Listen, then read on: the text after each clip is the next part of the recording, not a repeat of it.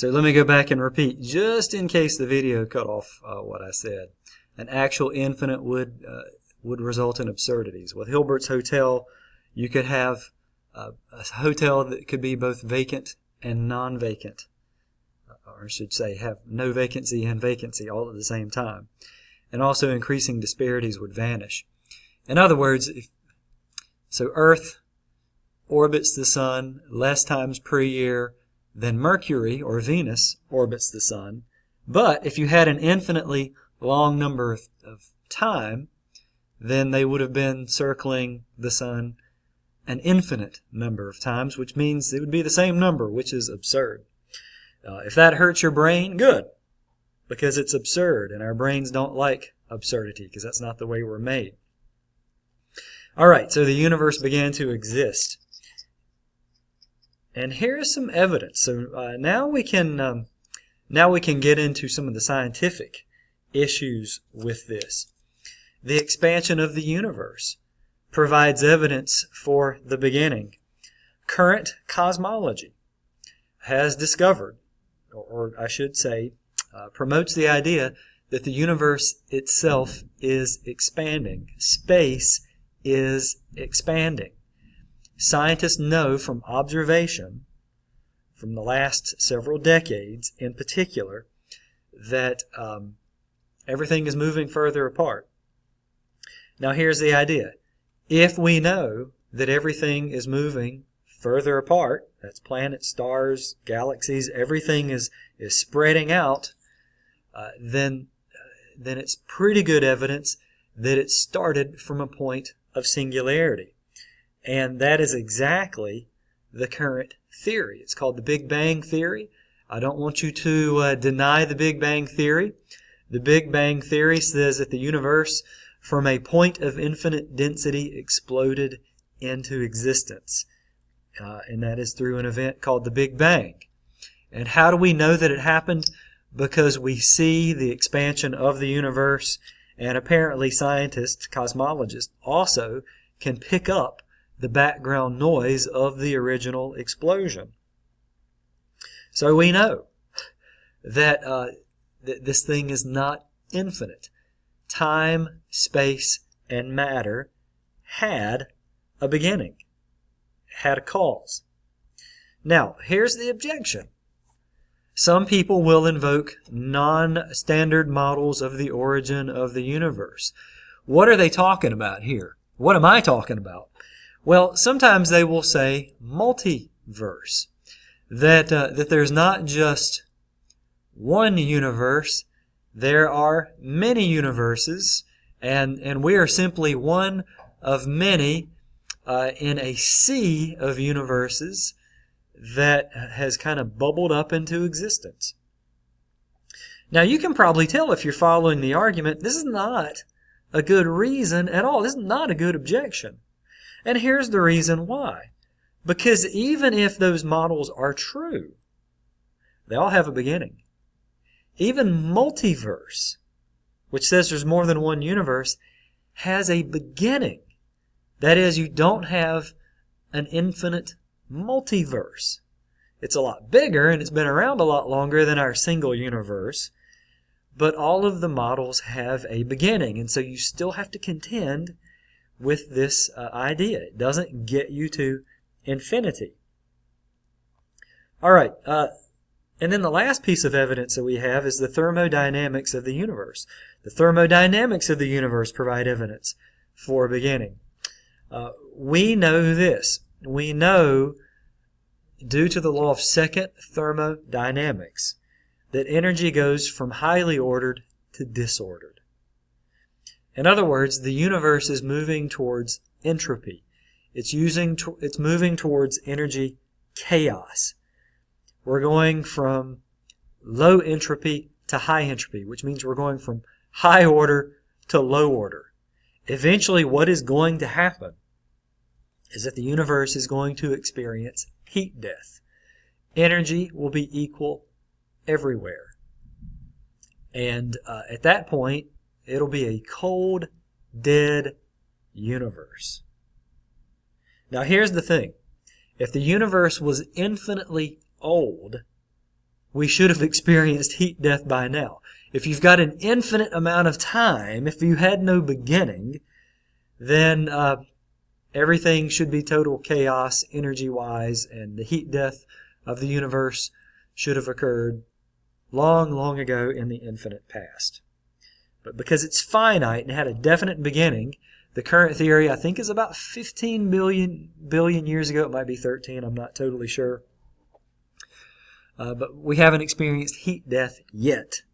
So all of that is evidence. Some of it is philosophical.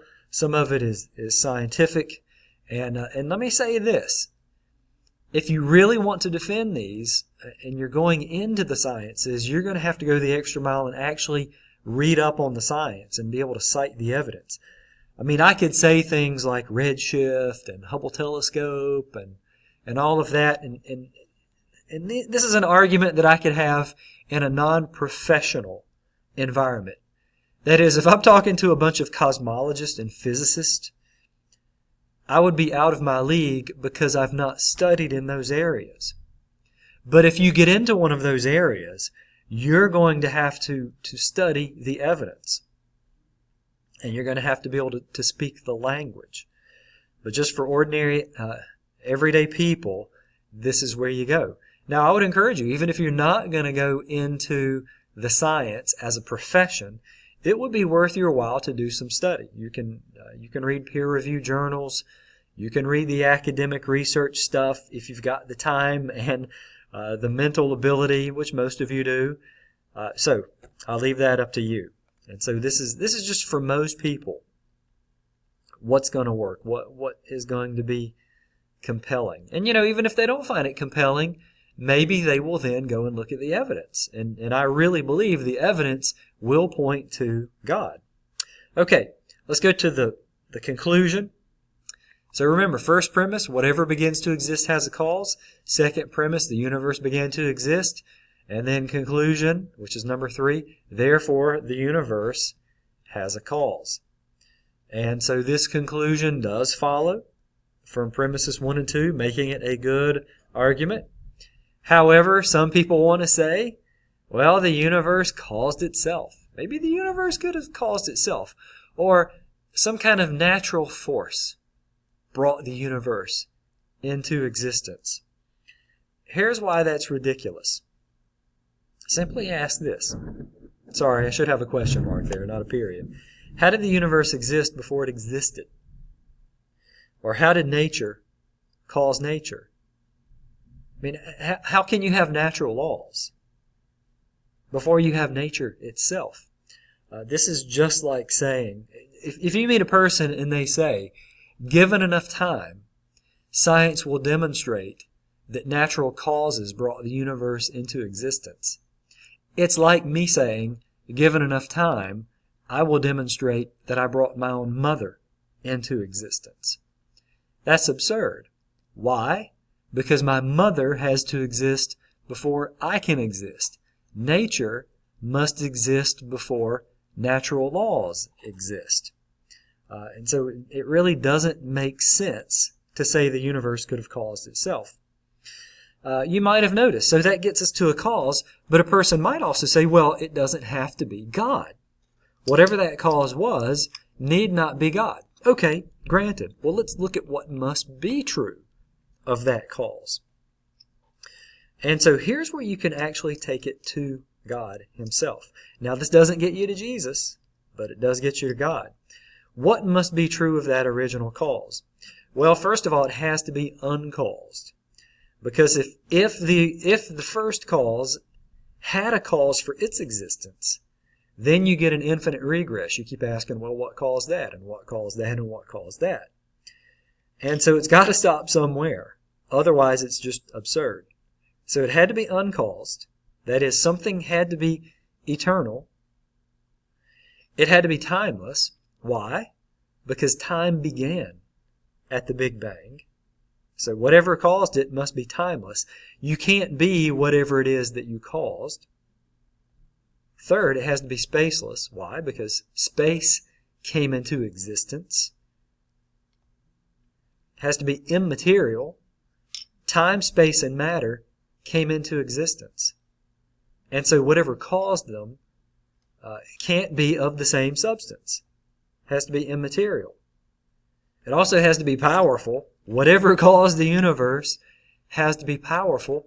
Maybe you could say all-powerful, omnipotent. You probably see where this is going. It had to be personal. Why? Because impersonal forces never do anything new. If there was nothing and then there was something, well, you got to initiate something new. Take gravity, for example. Gravity is an impersonal force. Does gravity ever do anything new? The answer is no. It keeps, it keeps causing things to attract to one another. It keeps causing things to fall to the earth at the same velocity. Even if you ask gravity nicely, it's not going to change its mind if you jump off a high building. It's an impersonal force. It never does anything new. It never innovates. It never initiates. And so whatever that cause was had to be personal. Also had to be intelligent. Because I tell you what, I do have an undergrad degree in biology. And when you look at the design of living organisms, it's incredible. When you look at the subatomic and the atomic level, when you look at cosmology, look at what's going on in the universe, it is intelligently designed. So it had to be intelligent, and there had to be a creator. So look at that. The cause must be uncaused, timeless. By the way, uncaused takes the God of Mormonism out of the picture. Had to be timeless, spaceless, immaterial, which, by the way, takes all those Greek gods out of the picture. Had to be powerful, had to be personal and intelligent. That takes away the God of new spirituality in Eastern religions and Hinduism, things like that. It had to be a personal, intelligent creator. That sounds an awful lot like the God of the Bible. Now, it could also be Jewish theology or Muslim theology. So the cosmological argument doesn't take you all the way to Jesus, but it really does get you to the God of the Bible. All right, that'll do it for the cosmological argument.